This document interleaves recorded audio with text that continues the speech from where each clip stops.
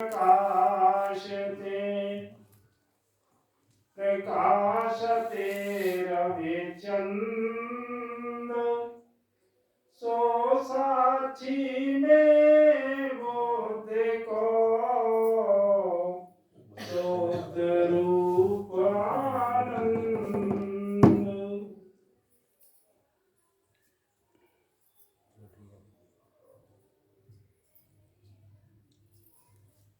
हम विचार के ये देखें कि जो हमको लगता है वो सत्य है या जो सत्य है वो सत्य है। जैसे अभी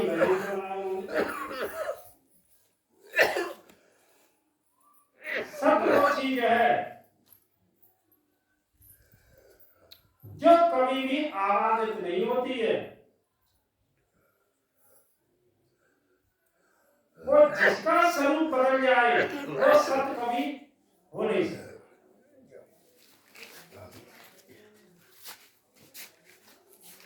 हमेशा जो हमको लगता है वो सब असत्य है और जो सत्य है वो सत्य है। हम अच्छा करके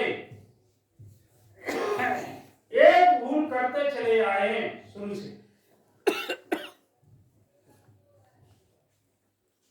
मैं और मेरा, उसी चीज को हम मेरा कहते हैं, उसी चीज को मैं कहने लगते हैं।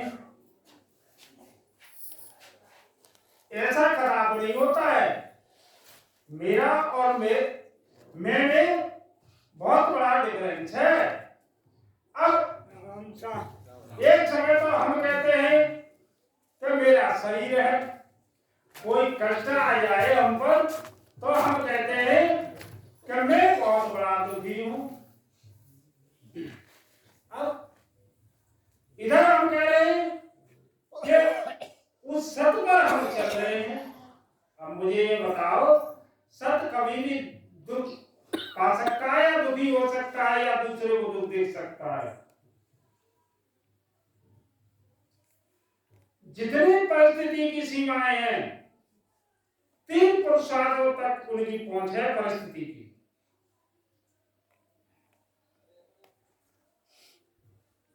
जैसे अर्थ, धर्म और काम तक, यहां तक 3 पुरुषार्थों की हम सिद्धि करेंगे तो हमारे सामने परिस्थिति अवश्य ही आती रहेगी और जाती रहेगी। 3 पुरुषार्थ के बाद में यदि हम आगे बढ़ेंगे फिर उसके बाद में परिस्थिति नाम की कोई चीज रहती नहीं है। क्योंकि हम कहते सभी हैं कि सच्चिदानंद कहते हैं हम सत्य को अलग जाने हुए बैठे हैं और चित्त को अलग जाने हुए बैठे हैं और आनंद को अलग जाने हुए बैठे हैं। ऐसा खराब नहीं है। तीनों चीजें एक है, एक के ही नाम है, ये अलग नहीं है। इसी तरह से हम जीव कहते हैं या आत्मा कहते हैं, जो अविद्या के हम अपने अंदर बिठाए हुए बैठे हैं, यही जीव है। जैसे एक समुद्र से एक लोटा जल ले लिया हमने तो वो जल का अंश नहीं है लोटे में, वो भी जल है। जिस चीज का अंश बन जाएगा वो हमेशा विनाशी हो जाएगा। अब जब तक हम अविद्या का आवरण ओढ़े हुए बैठे हैं तो जीव बने हुए बैठे हैं। और जब तक हम उस आत्मा को अपने शरीर से संबंध मानकर देख रहे हैं तब तक उसे हम जीव आत्मा कहते हैं, आत्मा नहीं कहते हैं। इसमें भी डिफरेंस है। शरीर से जिस दिन हम अपनी दृष्टि से शरीर का हम भान खत्म करेंगे तब आत्मा को हम जानेंगे। और आत्मा का, और जब तक हमको शरीर का भान है और उधर उस सत्य का भी हम भान कर रहे हैं तो जीव आत्मा संज्ञान है।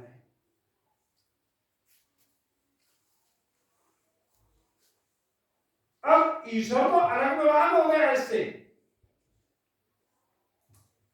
अब ईश्वर की आप कहे, ईश्वर तो जब माया की विशेषता के लिए हुए बैठा है वो ईश्वर है, और अविद्या की विशेषता के ओढ़े हुए बैठा है वो जीव है। और जिसे आप परमात्मा कहते हैं, आत्मा कहते हैं, उसमें कोई भी विशेषता नहीं है। क्यों? अब देखें विशेष चीज,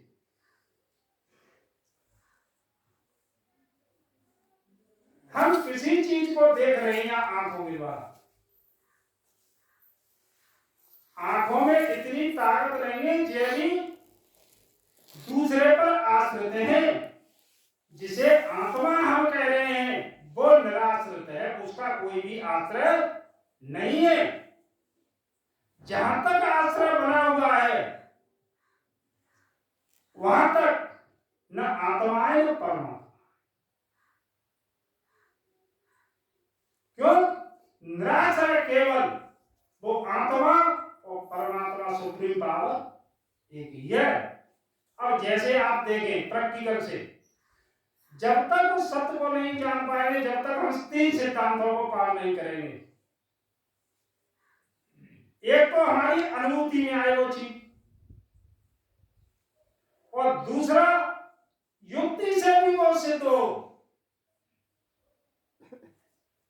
अनुभूति और युक्ति, और तीसरा प्रमाण उसे श्रुति प्रमाण करे तब वो सत्य है।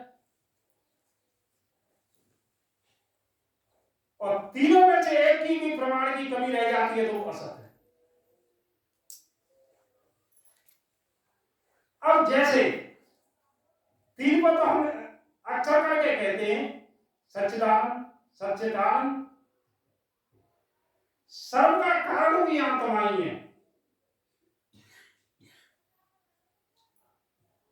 अब देखें, हमको कोई चीज दिखाई दे रही है,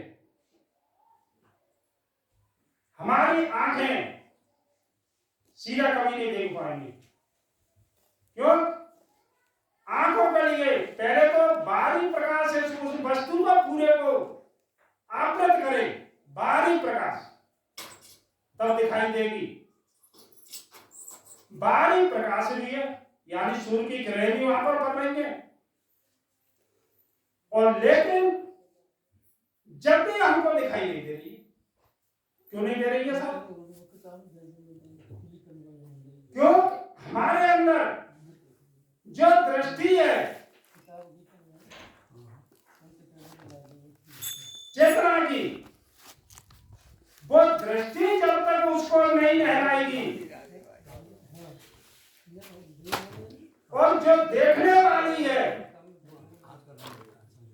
वो इस प्रकार से अधिक व्यापक है।